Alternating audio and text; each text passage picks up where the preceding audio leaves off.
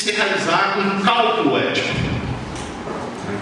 Obviamente isso é para provocar mesmo, né? É um cálculo ético, né? Por quê? Porque nós vamos ver mais para frente, todo o nosso modelo de legislação que rege a pesquisa em seres humanos no Brasil é pautada nas ciências biológicas, na medicina, na biomedicina.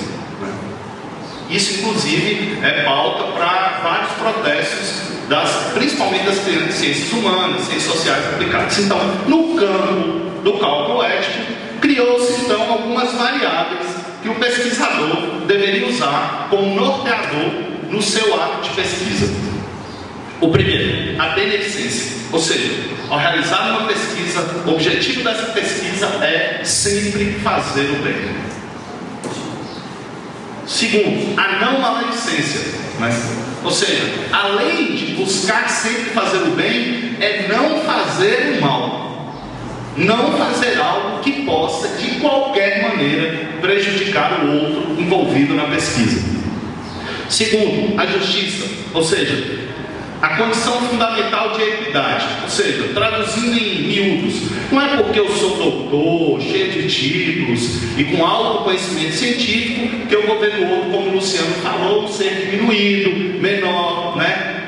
Disponível para as minhas operações, né? Para testar quais os limites daquele ser ou daquela comunidade. Muito ao contrário. Então, a noção de justiça tem que ser clara para mim, pesquisador. A questão da equidade, não é?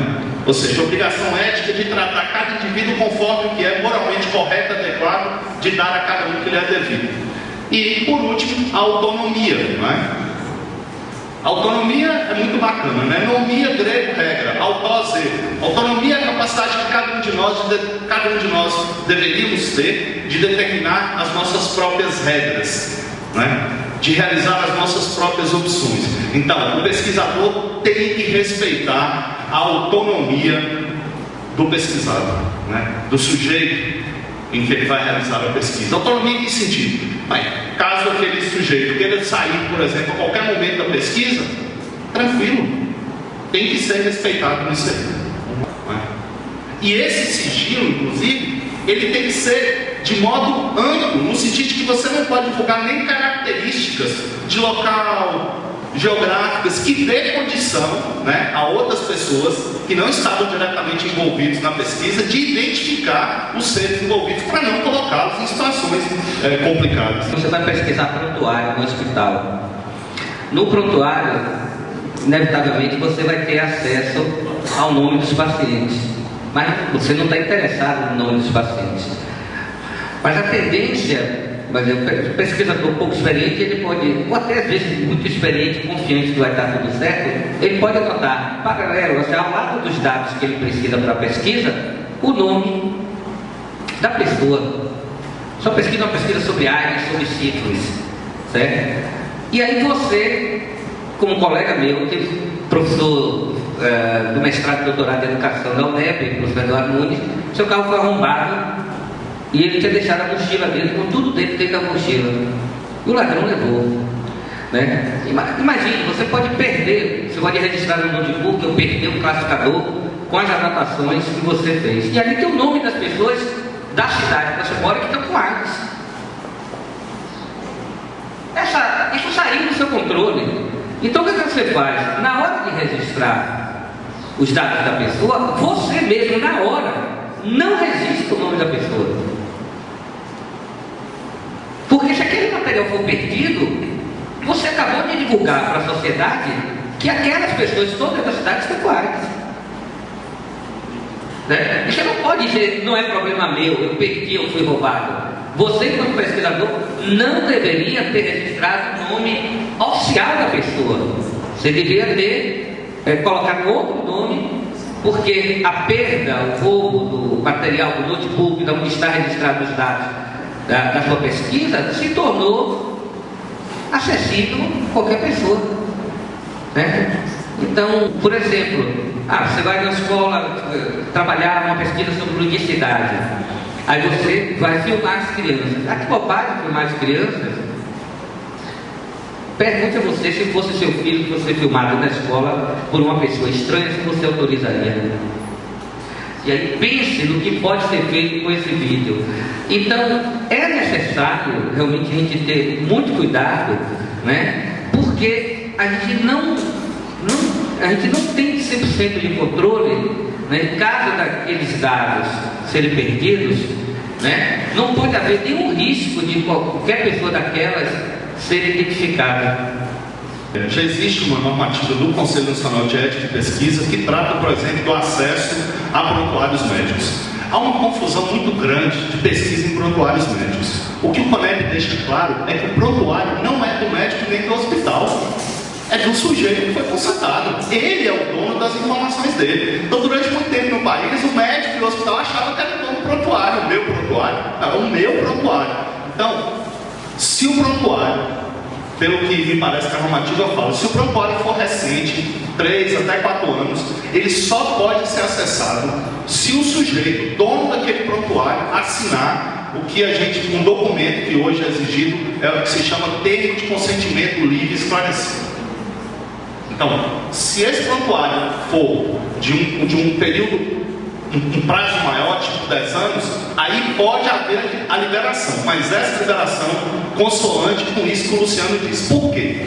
Porque a resolução que nós vamos ver daqui a pouco, que trata da pesquisa no Brasil, é a resolução 196 do Conselho que instituiu o CONEP, o Conselho Nacional de Ética e Pesquisa, pelo Conselho Nacional de Saúde. Essa resolução, no preâmbulo dela, ela cita, tipo assim, umas 20, 30 leis que dão embasamento para ela, inclusive o Código Civil, o Código de Defesa do Consumidor, o ECA, Estatuto da Criança e Adolescentes, os códigos internacionais, a Constituição brasileira. Então, o mau uso desses prontuários pode sim acarretar uma ação jurídica por parte do pesquisador. Só mais uma informação para a gente, como está um pouco corrido, porque perdemos um pouco mais de uma hora aí, é o seguinte, essa coisa está tão séria hoje, por exemplo, você não publica numa revista indexada, classificada, com quadros, você não publica nela se você não tiver a autorização, o parecer favorável do Comitê de Ética. Então, se você fez uma pesquisa, está guardada, escreveu um artigo, vai encaminhar para a publicação, sua pesquisa trata com seres humanos e você não tem autorização, seu artigo não pode ser publicado, porque é a oficialização do crime, né? Qual crime? Você infringiu uma lei federal, a lei 196/93, e você publicitou esse crime, né? Através da publicação do seu artigo, né? Que você oficializou que você disse, eu violei uma lei federal, né? E eu estou aqui publicando essa lei, estou cometendo o segundo crime, certo? Então as revistas tem quadros, regra geral, elas estão exigindo o parecer. Você manda um artigo, se está escrito uma pesquisa envolve seres humanos, você tem que mandar um documento do Comitê de Ética e Pesquisa, reconhecendo que seu projeto, a pesquisa que iria ser desenvolvida, porque você encaminha para o Comitê de Ética, não depois que a pesquisa não foi feita, mas antes dela ser feita. E aí seu artigo é submetido à avaliação. Mas se você não tiver a autorização do Comitê de Ética, fez a pesquisa e encaminha para publicação, não vai ser publicado. E se for publicado, você e a revista, com todo o Conselho Editorial, estão incorrendo em crime em violação de lei federal. Então, algumas questões aí que a gente poderia refletir no que diz respeito à pesquisa e que já passou por essas conversas. Então, em relação à coleta de dados, por exemplo, né? Os pesquisadores que realizam coleta de dados, através de entrevistas, sessões, observações, outras formas de registro próprias da investigação em ciências humanas. Né? O pessoal das ciências humanas mesmo tem muita resistência em submeter os projetos aos comitês de ética, né? Talvez pela especificidade do objeto, pela especificidade do modo de pesquisa, mas enfim, as nossas resoluções, então, elas exigem que os pesquisadores devem seguir com o princípio que a coleta não pode colocar os sujeitos em situação de risco, nem físico, nem moral, né? Moral aqui sempre lembrando aquelas regras da boa convivência social e as morais constituídas também, né? Código Civil, Constituição, por aí vai. A pesquisa também não pode implicar os sujeitos em situações ameaçadoras, constrangedoras ou vexatórias.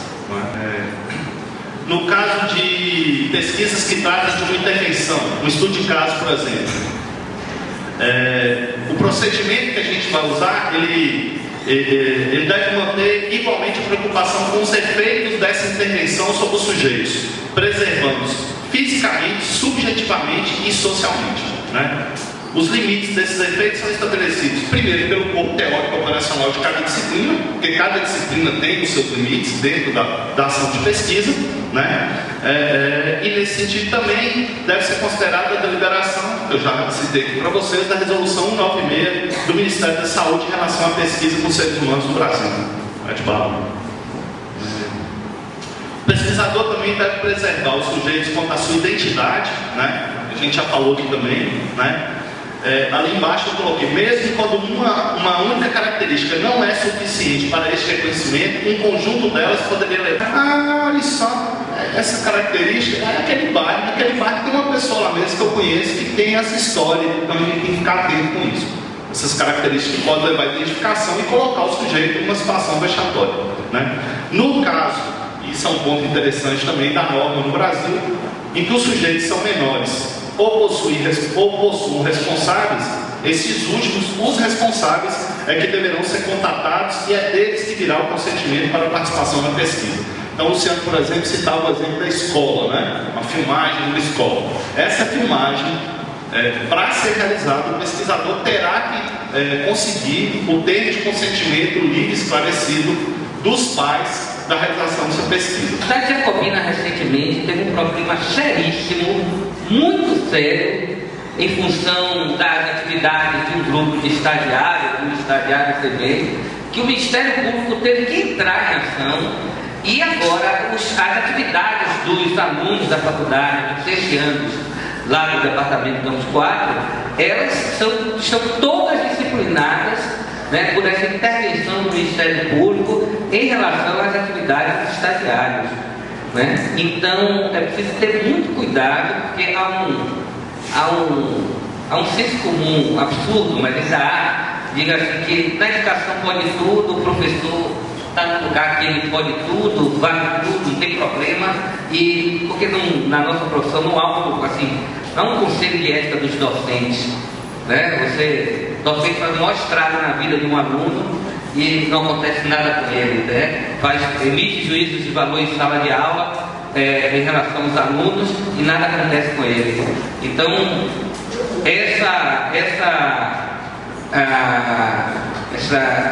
esse paradigma, esse vício, esse comum extremamente equivocado, há uma série de dispositivos legais que podem implicar o professor numa situação extremamente delicada, mas vamos para frente. Dentro dessas questões que diz a reflexão ética, a primeira mais uma é que o compromisso ético assumido pelo pesquisador deve ser sempre expresso verbalmente para com os sujeitos, de forma a deixar claro qual a tarefa que será realizada, como os dados serão obtidos e quais os possíveis efeitos e riscos quando houver decorrência da investigação. Esse procedimento deverá ser acompanhado do tal do termo de consentimento livre e esclarecido, que é um documento que fixa as características específicas de uma investigação, tendo além disso informações que garantem o compromisso ético do pesquisador e são salvaguardas para a realização e divulgação da pesquisa. Vamos traduzir isso no simples. O termo de consentimento livre e esclarecido é um documento que tem que ser apresentado quando da apresentação do projeto de pesquisa para avaliação do Comitê de Ética e Pesquisa. Esse termo de consentimento, então, ele tem que deixar claro para o sujeito que vai participar da pesquisa tudo que aquela pesquisa realizará, a nível de metodologia, né? A nível objetivo, metodologia, garantia de sigilo e, sobretudo, uma coisa muito interessante, a garantia de que ao findar a pesquisa, aquele sujeito que contribuiu participando, ele não será, digamos, largado como uma cobaia largada, né? Eu cito um exemplo, né? Vários termos de consentimento não levantam isso, então a pessoa vai lá, vai realizar o procedimento e acabou. Principalmente na área médica, né? Quer dizer, a pessoa vai lá, manipula e depois larga. Então, eu quero que vocês entendam o que eu estou querendo chamar a atenção para isso. Imagine uma hipótese, um tratamento no caso das mulheres que têm disfinorreia secundária, né, que são crises de cólica menstrual terríveis, que em alguns países, inclusive, já é política pública o uso de choque para diminuir a intensidade dessas dores menstruais. Então, um grupo de um certo curso da área de ciência e saúde resolve fazer a pesquisa com choque em algumas mulheres. Fim da pesquisa, acabou. Quer dizer, entendam bem, a pessoa teve uma melhora na qualidade de vida durante a pesquisa. Acabou a pesquisa, a pessoa que se vira com sua dor. Ele tem que deixar claro o comprometimento do pesquisador em possibilitar, criar condições, nem por orientação de espaços onde aquela qualidade de vida obtida durante a pesquisa possa ser minimamente mantida, porque senão isso é cobaização. Um termo de consentimento livre esclarecido para uma pessoa que é letrada, o analfabeto funcional, o semi-analfabeto. Como é que você vai pesquisar com o trabalhador rural aí? O objetivo desse projeto de pesquisa é descobrir o paradigma da ciência contemporânea. Você bebeu, fumou alguma coisa? Você vai seguindo em dia o trabalhador rural? Você deixa ele na cabeça, deixa de ser, você está entendendo? É muito narcisismo intelectual, está entendendo? Então, quando você, pesquisador, for fazer um projeto, escrever um termo de consentimento livre esclarecido, pense assim, ó, você não vai fazer um termo para a gente, do comitê de ética, você vai fazer um termo para a gente avaliar, mas quando a gente avaliar, eu não vou avaliar como eu, Luciano, eu vou avaliar eu como, se eu integrasse a comunidade indígena, se eu fosse um trabalhador rural, semi-analfabeto, se eu fosse um idoso, está entendendo? De um abrigo de idosos. Então você tenta se colocar um pouco no lugar do outro, para ver se a pessoa vai entender aquilo. Quer dizer, a pessoa vai assinar um documento que ela não tem condições de entender o que está dentro dele. Esse é o maior dor de cabeça que a gente tem no comitê de ética. Projeto a gente aprova, mas bota pendente, porque refazer termo de consentimento livre esclarecido na linguagem do sujeito da pesquisa. Bom. Vocês estão falando de termo de consentimento, né? Então a gente também não deve deixar de lado a questão do risco, né? O risco da pesquisa. Muitas vezes a gente imagina assim, que a gente fez um questionário que foi aplicar na escola e que aquilo não tenha risco. A gente vai imaginar que toda pesquisa tem um risco, né? Tem um caso interessante de uma professora que relatou, ela tinha um filho que o filho trabalhava no censo do IBGE. E aí pegou o questionário do IBGE e foi participar do PNAD e levou esse questionário na casa de uma pessoa para fazer a entrevista. E disse que quando ele começou a ler, né, as perguntas do IBGE, a mulher caiu em prantos. Talvez porque rememorizou alguma coisa, né? Você é casado, o marido pode ter morrido há 15 dias atrás, a pessoa vai, né? Isso seria um risco? Seria, porque houve aí um constrangimento, né? Você aplica um questionário, pergunta sobre o salário do professor Luciano, ele aí cai em choro.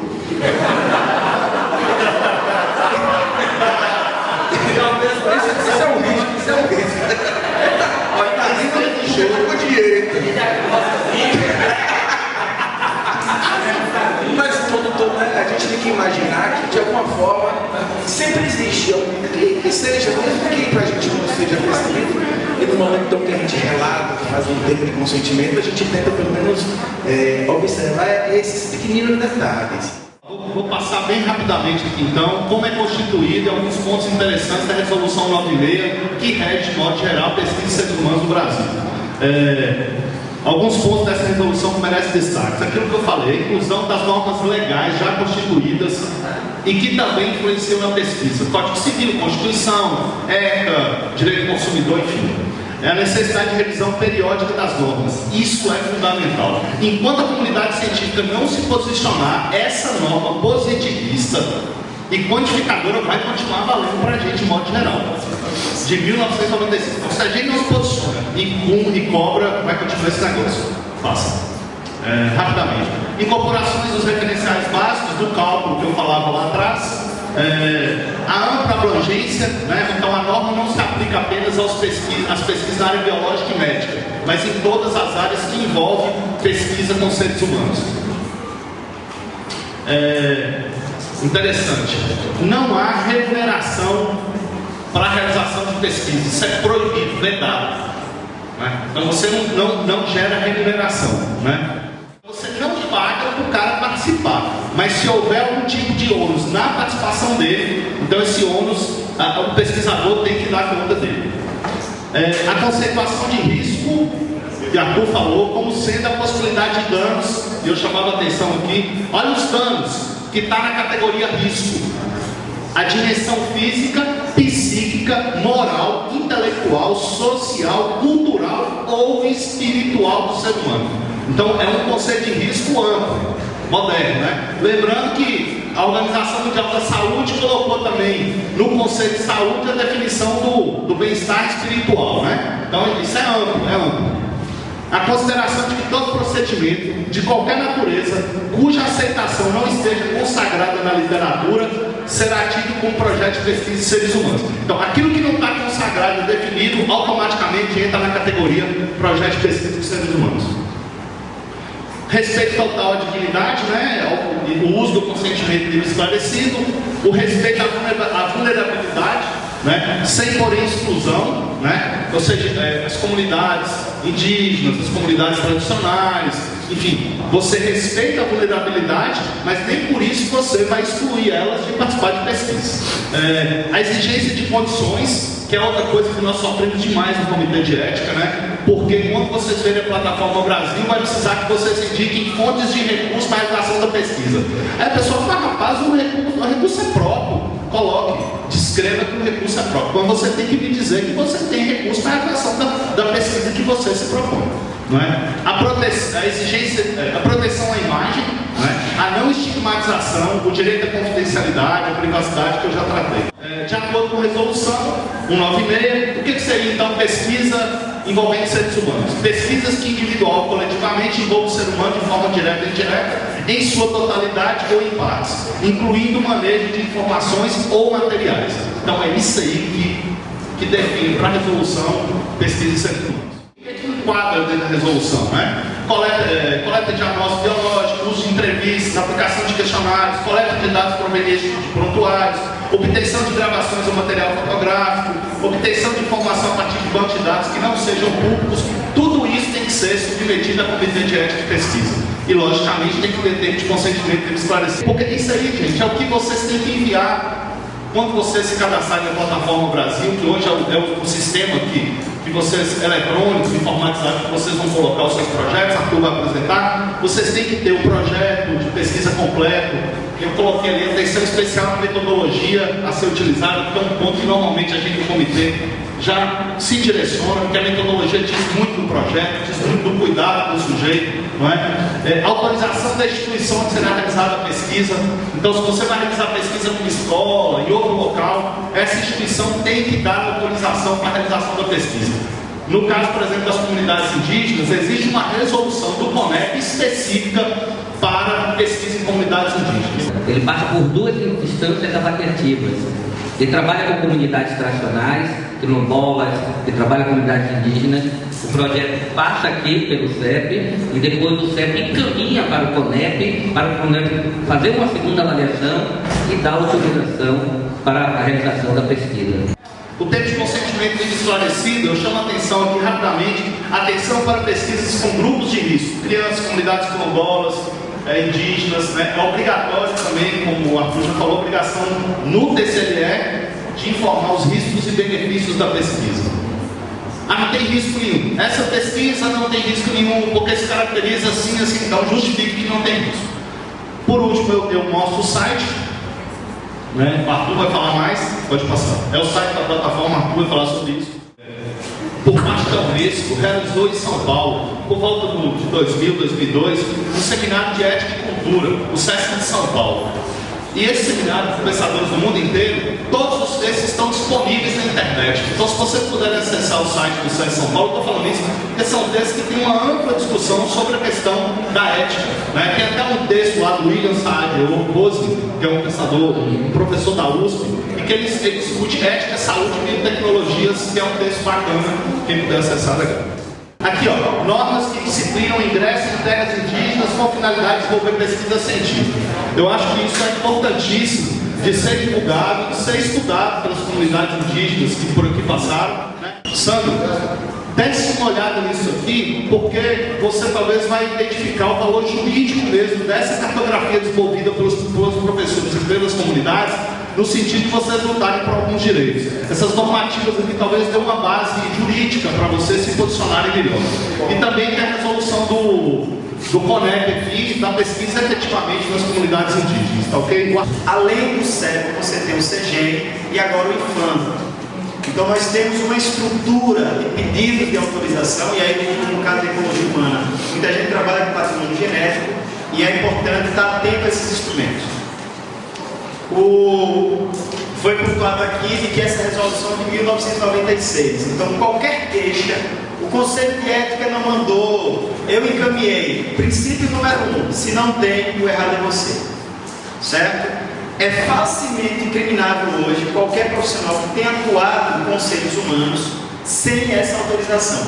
E aí, Ariane, não sei se está aí, mas eu acho que é um alerta para a Auriculida a gente colocar isso como condicionante.